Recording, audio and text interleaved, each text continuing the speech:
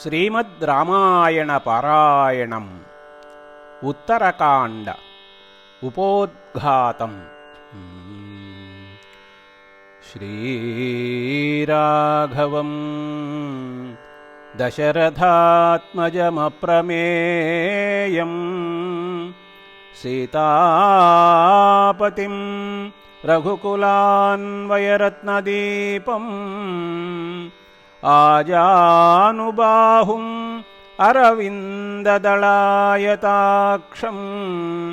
రామం నిశాచర వినాశకరం నమామి. గోష్పదీకృతవారాసిం మశకీకృతరాక్షసం రామాయణ మహామాలారత్నం వందే అనిలాత్మజం. కూజంతం రామ రామేతి మధురం మధురాక్షరం ఆరుహ్య కవితాశాఖాం వందే వాల్మీకికోకిలం. శ్రీమద్ రామాయణం ఆదికవి అయిన వాల్మీకి మహర్షిచే రచింపబడిన ఆది కావ్యం.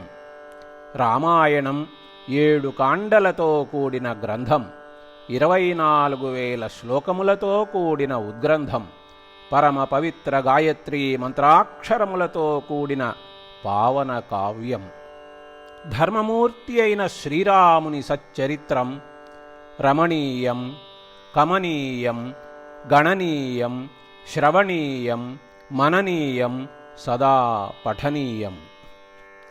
శ్రీరామచంద్రుడు గుణవంతుడు, శక్తిమంతుడు, ధర్మవేత్త, కృతజ్ఞుడు, సత్యాన్నే మాట్లాడేవాడు, దృఢమైన వ్రతం కలవాడు, సచ్చరిత్రతో సకల ప్రాణుల మేలును సదా కోరుకునేవాడు, విద్వాంసుడు, సమర్థుడు, జగన్మోహన రూపవంతుడు, వీరుడు, కోపాన్ని జయించినవాడు, గొప్ప తేజస్సు కలవాడు, అసూయాద్వేషాలు లేనివాడు, యుద్ధరంగంలో కోపదృష్టితోనే దేవతలను కూడా భయపెట్టగలిగినవాడు అని నారద మహర్షిచే కీర్తింపబడిన మహాత్ముడు.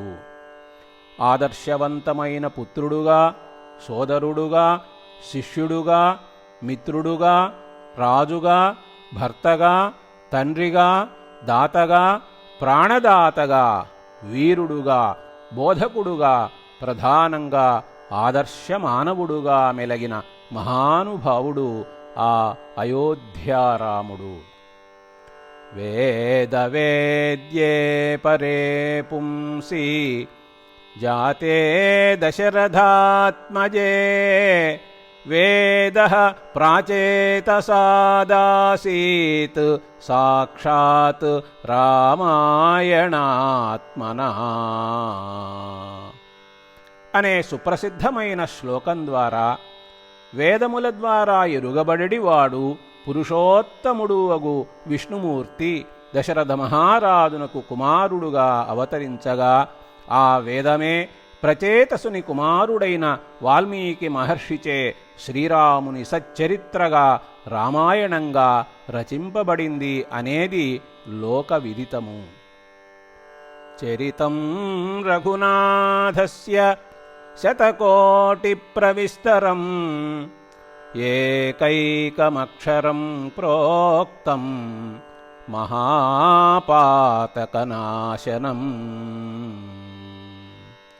100 కోట్ల శ్లోకములుగా విస్తరింపబడిన రఘురాముని చరిత్రలో ఒకే ఒక్క అక్షరమును పలికితే చాలు గొప్ప గొప్ప పాతకములు కూడా నశించిపోతాయి అని పై శ్లోకం ద్వారా శ్రీరామ రక్షాస్తోత్రములో తెలియజేయబడింది.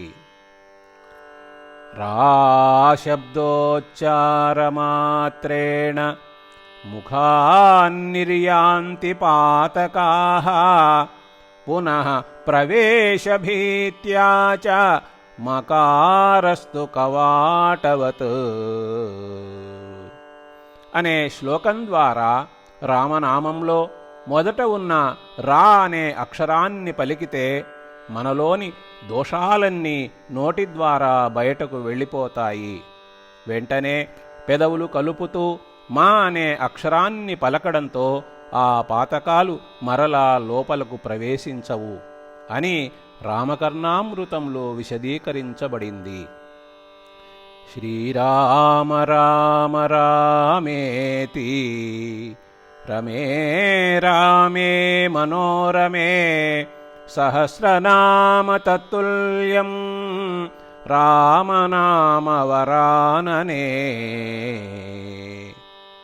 అనే శ్లోకం ద్వారా రామ అనే పవిత్రమైన నామాన్ని 3 సార్లు పలికితే విష్ణు సహస్రనామమును చదివితే వచ్చే ఫలితం వస్తుంది అని సాక్షాత్తు పరమేశ్వరుడే పార్వతీదేవితో అన్నట్లుగా బుధ కౌశిక ముని వివరించిన విషయం అందరికీ తెలిసిందే కదా. శ్రీరామ ప్రాతిపదికం అవసేనాపి సంగృణన్ ముక్తిం ప్రాప్నోతి మనుజః కిం పునః బుద్ధిపూర్వకం. రామనామాన్ని తెలియక ఏదో ఒక విధంగా పలికినా ముక్తి లభిస్తుంది. తెలిసి బుద్ధిపూర్వకంగా రామనామాన్ని పలికితే ఇక ఎంత గొప్ప ఫలితం లభిస్తుందో కదా అని రామాయణ వైభవాన్ని తెలిపే ఉమా సంహితలో పై శ్లోకం ద్వారా వివరించిన విషయం విఘ్నులకు తెలిసినదే కదా. ఆపదలను తొలగించేవాడు, సంపదలను కలిగించేవాడు అయిన శ్రీరామునికి నమస్కారం చేస్తూ రామభక్తులు అనాదిగా రామాయణ పారాయణం చేస్తూ ఉండడం మనకందరికీ తెలిసిన విషయమే. అటువంటి శ్రీరామచంద్రుని చరిత్రగా వెలసిన రామాయణ ఇతిహాసంలో ఉన్న 7 కాండల్లో వరుస క్రమంలో చివరిగా ఉన్న 7వ కాండ ఉత్తరకాండ. శ్రీమద్ రామాయణ పారాయణాన్ని సుందరకాండతో ప్రారంభించడం అనాదిగా వస్తూ ఉన్న సాంప్రదాయం.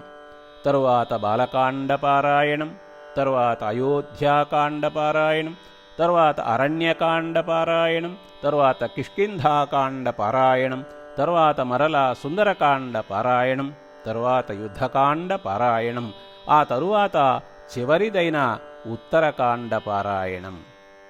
111 సర్గలతోనూ సుమారుగా 3540 శ్లోకములతోనూ ఉత్తరకాండ విరాజిల్లుతూ ఉన్నది. రావణ జననము. రావణుడు బ్రహ్మ నుండి వరములను పొందుట, రావణుని నందీశ్వరుడు శపించుట, రావణునికి వేదవతి శాపము, వేదవతి మరుజన్మలో సీతగా జన్మించుట, రావణునికి దేవతాకన్యలు శాపమునిచ్చుట, పరదారాపహరణము మంచిది కాదని విభీషణుడు రావణునికి ఉపదేశము చేయుట, రావణుడు వాలి నుండి పరాభవమును పొందుట, రావణునికి నలకూబరుని శాపము, మేఘనాథుడు ఇంద్రుని జయించి ఇంద్రజిత్ అని పేరు పొందుట, హనుమంతుని జన్మను పరాక్రమమును గురించి అగస్త్య మహర్షి శ్రీరామునికి చెప్పుట, సీతారాముల వనవిహారము, గర్భవతి అయిన సీతకు తపోవనమును చూడవలెనను కోరిక కలుగుట, భద్రుడు సీతను గురించి వినిన లోకాపవాదమును శ్రీరామునికి తెలుపుట, సీతను అరణ్యములో విడిచిరమ్మని శ్రీరాముడు లక్ష్మణుని ఆదేశించుట, లక్ష్మణుడు గంగాతీరమున సీతామాతను వదలి వెళ్ళుట, వాల్మీకి మహర్షి సీతామాతను తన ఆశ్రమములోనికి తీసుకొని వెళ్ళుట, సీతామాత లవకుశులను ప్రసవించుట, శంభూకుని వధ, శ్రీరాముడు అశ్వమేధయాగము చేయుట, వాల్మీకి మహర్షి శ్రీరాముని యజ్ఞమునకు వచ్చుట, శ్రీరాముని సభలో కుశలవులు రామాయణమును గానము చేయుట, సీతమ్మ పరిశుద్ధురాలని వాల్మీకి మహర్షి ఘోషించుట, సీతమ్మ రసాతలములో ప్రవేశించుట, లక్ష్మణుడు శరీరముతో స్వర్గమునకు వెళ్ళుట, కుశలవుల పట్టాభిషేకము, శ్రీరాముని మహాప్రస్థానము, శ్రీరాముడు సరయూ నదీ జలములను సమీపించుట, శ్రీరాముడు వైష్ణవ తేజస్సులో ప్రవేశించుట అనటి ఘట్టములతో విరాజిల్లే ఈ ఉత్తరకాండ శ్రీమద్ రామాయణ మాహాత్మ్యముతో సంపూర్ణమవుతుంది.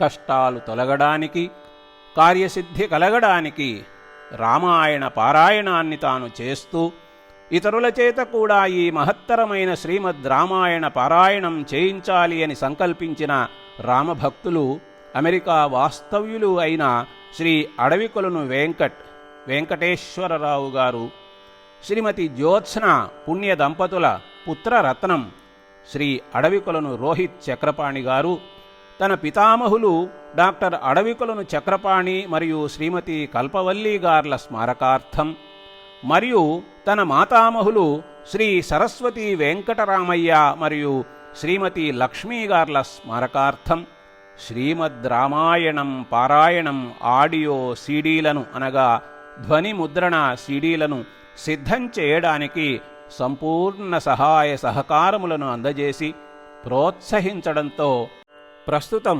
ఉత్తరకాండలోని శ్లోకాలను గీతాప్రెస్ గోరఖ్పూర్ వారి గ్రంథం నుండి క్రమంగా పారాయణ చేయడానికి నేను అంటే భవదీయ కోట రాజశేఖర్ని యథాశక్తి ప్రయత్నం చేస్తున్నాను. పరమ పవిత్రమైన ఈ ఉత్తరకాండ శ్లోకములను వింటూ ఉన్న మీరు కూడా నాతో పాటు రామాయణ పారాయణం చేయగలరని ఆశిస్తున్నాను. శ్రీరామ జయం.